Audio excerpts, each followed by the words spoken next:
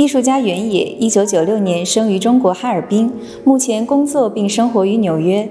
2021年，他从哥伦比亚大学获得硕士学位，随后被纽约知名画廊 Alexander Berggruen 代理。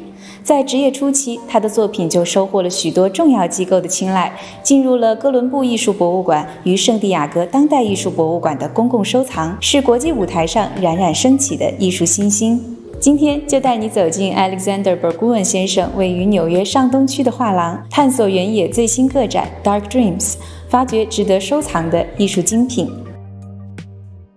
Hello, Kyrene. Lovely to see you again. You as well. Thank you so much for coming. Congratulations on your representation of the Chinese artist Yuri Yuan. Thank you very much. We're honored. Before we start our walkthrough today, can you please give us a brief introduction about yourself and the gallery? Thank you, Kyrene. Yes, my name is Alexander Berggruen, and I have a gallery here on the Upper East Side where we are standing at the moment on Madison Avenue at 1018 Madison Avenue.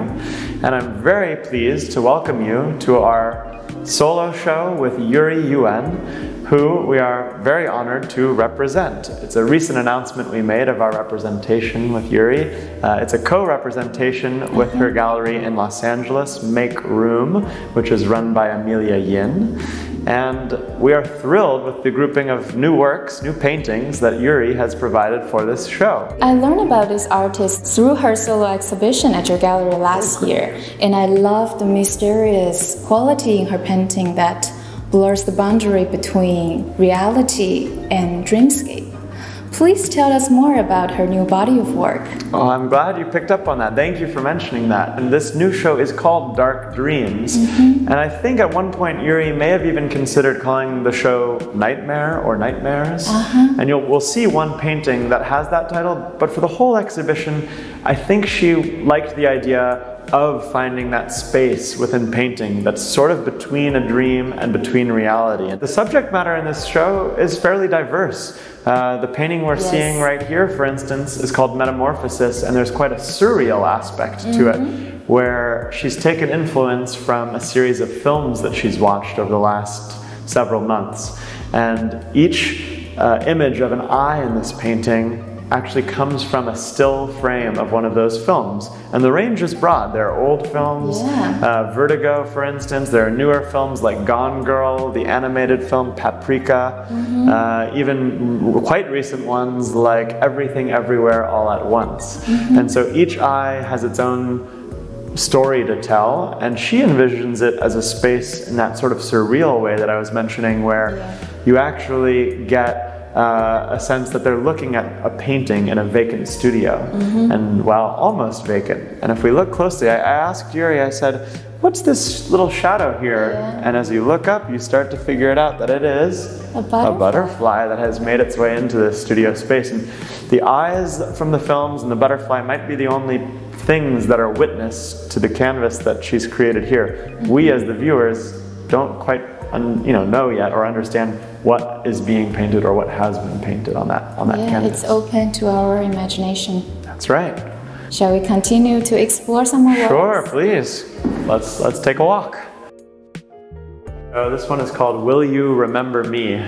And it's quite a poetic and beautiful painting in that it displays at first a very verdant and beautiful landscape scene where you have in the distance the hint of a boat heading off perhaps away from us into the distance, where we have the moon, a little reflection of the moon, and even a little hint of a lighthouse with its reflection on the water too.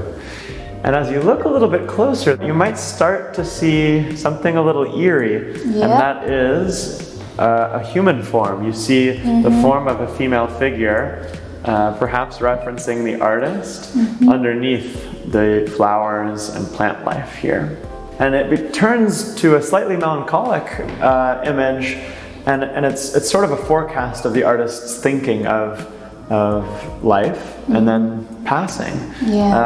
The canoe actually is a reference to mythology, where a ferryman might take the dead across the river in the waters of Hades. And here it's the artist telling quite a personal story of considering life and impermanence. Yeah. And as you get closer, you can really see different applications of brushwork, some more geometric applications in some of the flowers, and then a really welcoming and inviting seascape in the distance. Yeah.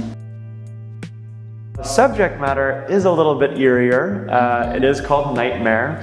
It references aspects of art history. Yes. And it brings it into a contemporary context. And one of those little reminders and markers is if you look up really closely, you see a little pill bottle here. And can you read what it says here?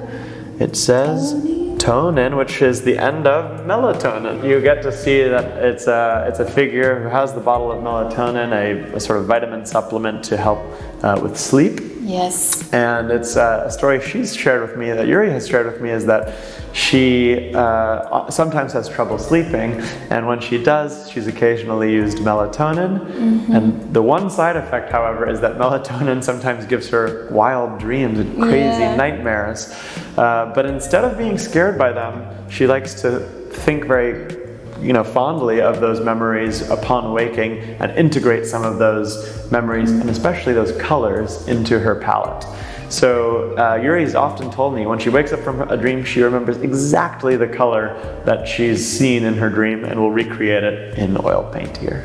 Yeah, I think her painting always captured the emptiness and loneliness of our modern life. I think she's making connection with Henry Fuseli's famous painting, That's right. Nightmare. Yes. And if we go to the other side of the gallery, we're gonna see the other reference Yes. by the artist. You're gonna see another art historical reference. It's Tales of New York City Small Talk, and this one here indeed references a part of art history our viewers might recognize. If you look closely, the figure here comes from a famous painting by Edward Hopper. Yes, the famous painting called Nighthawks. That's right. Only I think there's just one difference between the figure in that painting and this one. Can you tell? I think she has something new in her hand. A phone. That's right. I don't think the iPhone 13, it looks like, made it into the original painting by Hopper. But what's really great about this painting is Yuri is integrating those aspects of art history into a much more contemporary scene. It's one that she's described as, imagining different figures in the art world, maybe an artist showing an art dealer or art advisor a picture of her work on her phone, but maybe the advisor or dealer is not as focused or not as interested in what's happening on the phone, but in her words, maybe just looking at her. And the real true Yuri actually becomes more evident in the background as a little silhouette in the distance. So there's a small self-portrait included, but the rest of the figures are these envisioned characters from the art world. Yeah, I think it's so interesting. She repurposes these images to reveal her own inner feeling and telling new stories of our time.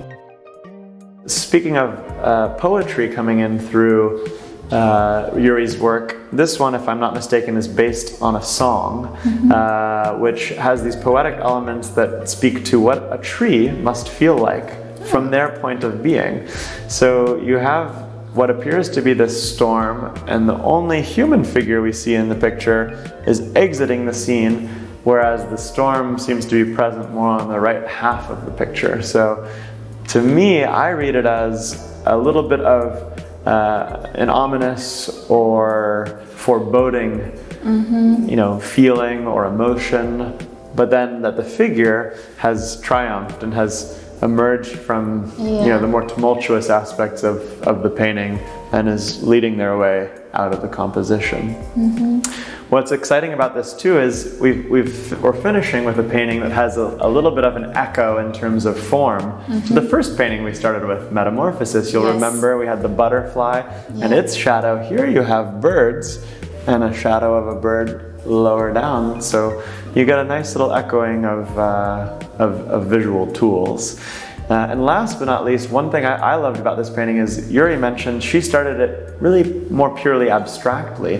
Was thinking about someone like Mark Rothko, who divided space into different segments, and then from that she made a composition that became more narrative. Thanks so much for this lovely walkthrough. We learned a lot about this artist. Thank you, Kyrene. I'm really pleased to join you here and welcome you to our show.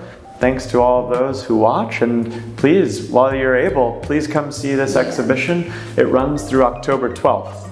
So if you're in New York and you happen to find yourself on the Upper East Side, come see these paintings in person. We'd love to welcome you in. This is the exhibition you have to see in person. Thank you. I agree. 那我们今天的画廊私访就先到这里。如果你想要收藏视频中介绍的作品，可以在视频下方找到我们的联系方式。如果你喜欢本期的视频，别忘了点赞、评论、收藏、转发。我们下期见啦！